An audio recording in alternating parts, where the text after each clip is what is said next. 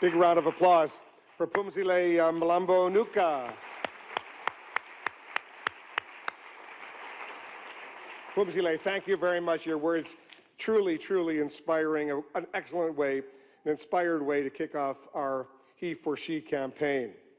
He for She, I must say, is a solidarity movement, a partnership between women and men based on a shared commitment to fight against the persisting inequalities faced by women and girls. And now let's turn to a young woman who has chosen to lend her voice to this very important solidarity movement. She's a leading British actor, an advocate for gender equality in her own right. She's been involved with the promotion of girls' education for several years. As part of her humanitarian efforts, she's visited Bangladesh, Zambia, recently returned, as we just heard, from Uruguay on her first mission with UN Women. Ladies and gentlemen, please join me in welcoming to this stage our co-host and the UN Women's Global Goodwill Ambassador, Emma Watson.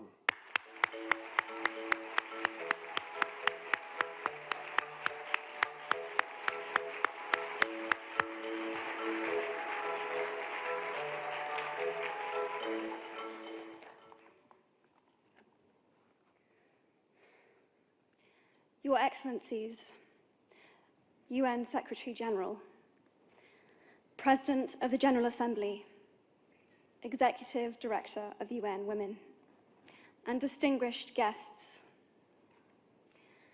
Today, we are launching a campaign called He for She.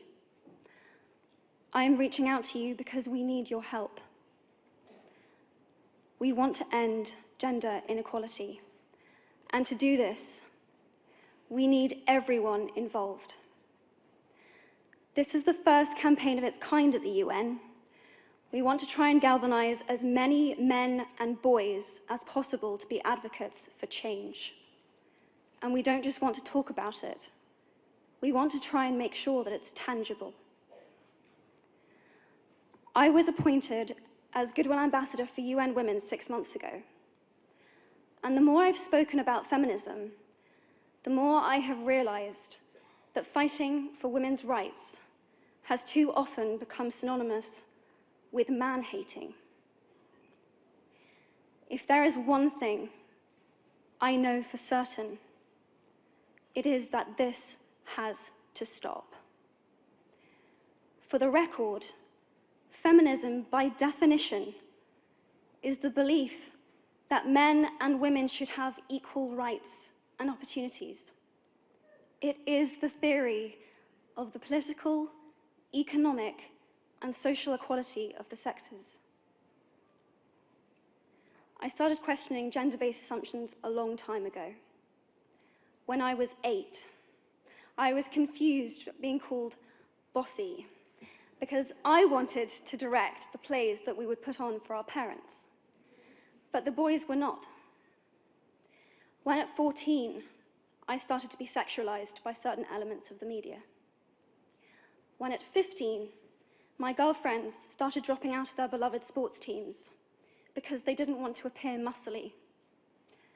When at 18, my male friends were unable to express their feelings. I decided that I was a feminist, and this seemed uncomplicated to me. But my recent research has shown me that feminism has become an unpopular word. Women are choosing not to identify as feminist.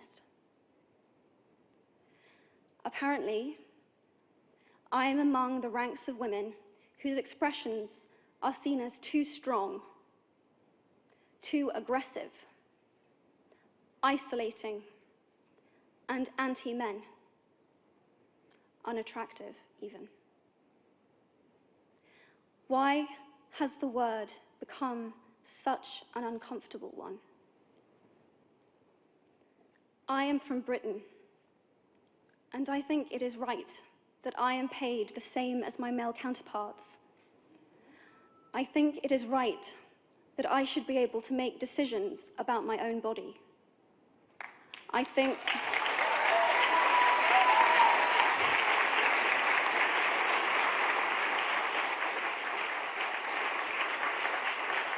I think it is right that women be involved on my behalf in the policies and the decisions that will affect my life. I think it is right that socially I am afforded the same respect as men. But sadly, I can say that there is no one country in the world where all women can expect to receive these rights.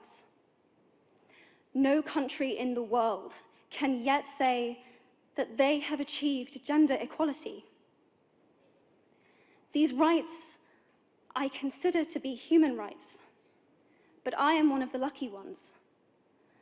My life is a sheer privilege because my parents didn't love me less because I was born a daughter.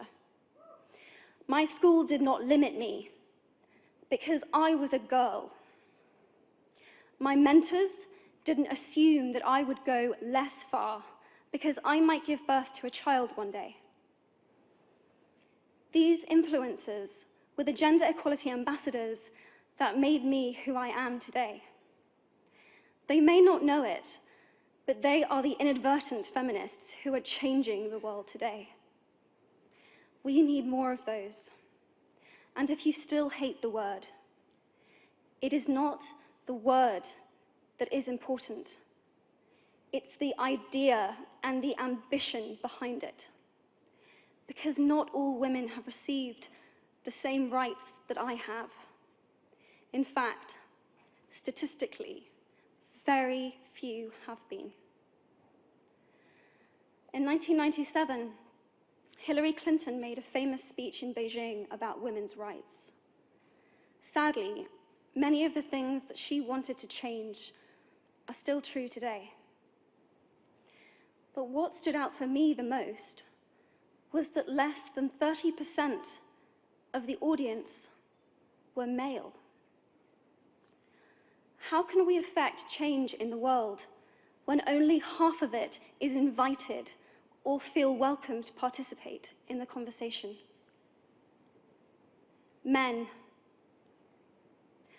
I would like to take this opportunity to extend your formal invitation.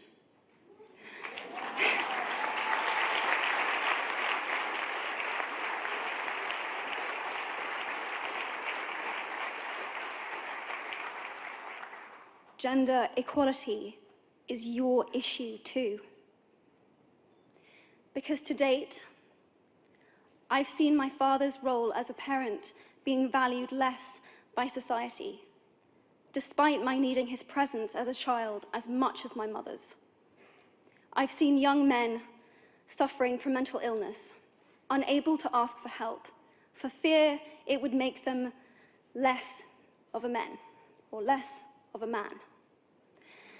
In fact, in the UK, suicide is the biggest killer of men between 20 to 49, eclipsing road accidents, cancer, and coronary heart disease. I've seen men made fragile and insecure by a distorted sense of what constitutes male success. Men don't have the benefits of equality either. We don't often talk about men being imprisoned by gender stereotypes, but I can see that they are, and that when they are free, things will change for women as a natural consequence. If men don't have to be aggressive in order to be accepted, women won't feel compelled to be submissive. If men don't have to control, women won't have to be controlled. Both men and women should feel free to be sensitive. Both men and women should feel free to be strong. It is time that we all perceive gender on a spectrum instead of two sets of opposing ideals.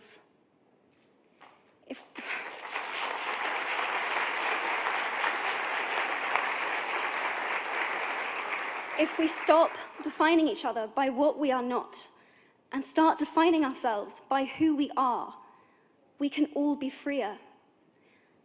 And this is what he for she is about. It's about freedom. I want men to take up this mantle so that their daughters, sisters, and mothers can be free from prejudice, but also so that their sons have permission to be vulnerable and human too. Reclaim those parts of themselves they abandoned, and in doing so, be a more true and complete version of themselves. You might be thinking, who is this Harry Potter girl? And what is she doing speaking at the UN? And it's a really good question. I've been asking myself the same thing. All I know is that I care about this problem, and I want to make it better. And having seen what I've seen, and given the chance, I feel it is my responsibility to say something. Statesman Edmund Burke said, "All that is needed for the forces of evil to triumph is for good men and women to do nothing." In my nervousness for this speech, and in my moments of doubt, I've told myself firmly, if not me, who? If not now, when? If you have similar doubts when opportunities are presented to you, I hope that those words will be helpful. Because the reality is that if we do nothing, it will take 75 years, or for me to be nearly 100, before women can expect to be paid the same as men for the same work. 15.5 million girls will be married in the next 16 years as children. And at current rates, it won't be until 2086 before all rural African girls can have a secondary education. If you believe in equality, you might be one of those inadvertent feminists that I spoke of earlier. And for this, I applaud you. We are struggling for a uniting word, but the good news is that we have a uniting movement. It is called He for She. I am inviting you to step forward, to be seen, and to ask yourself, if not me, who? If not now, when? Thank you very, very much.